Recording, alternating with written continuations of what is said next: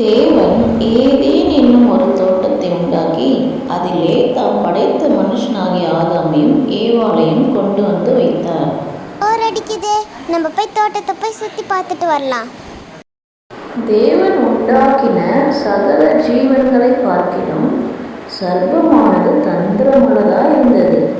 அது ஸ்திரீயை நோக்கி, ஏவாளே ஏவாளே, தோட்டத்தில் உள்ள பழங்களெல்லாம் புசிக்க வேண்டாம் என்று தேவன் சொன்னாரா? இல்லை, நாங்கள் சாப்பிடலாம்.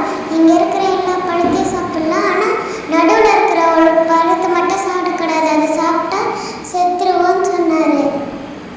இல்லை, அப்படிலாம் இல்லை. அதை நீங்கள் சாப்பிட்டீங்கன்னா சாக மாட்டீங்க, தேவர்களை போல மாறிடுவீங்க. அதனால தான் தேவன் அதை சாப்பிடக்கூடாதுன்னு சொல்லியிருக்காரு. ஓ, அப்படியா?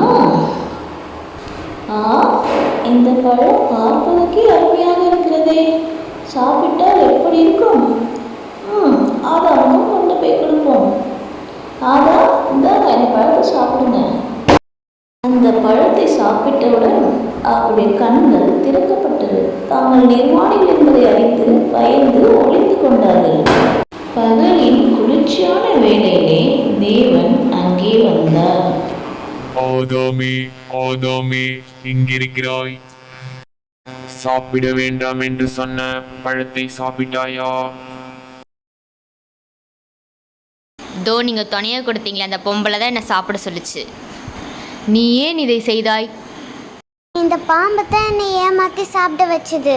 நீ இதை செய்தபடியால் சகல மிருகங்களை பார்க்கிலும் நீ சபிக்கப்பட்டிருப்பாய். உயிரோடு இருக்கும் நாளெல்லாம் மண்ணை தின்பாய்.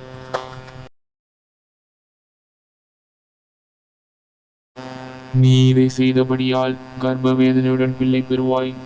நீ இதை செய்தபடியால் பூமி உன் நிமித்தம் சபிக்கப்பட்டிருக்கும். உயிரோடு இருக்கும் நாளெல்லாம் வருத்தத்தோടെ அதன் பலனை புசிப்பாய். நீ மண்ணிலிருந்து எடுக்கப்பட்டாய், மண்ணுக்கே திரும்புவாய். இப்பொழுதே தோட்டத்தை விட்டு வெளியேறுங்கள்.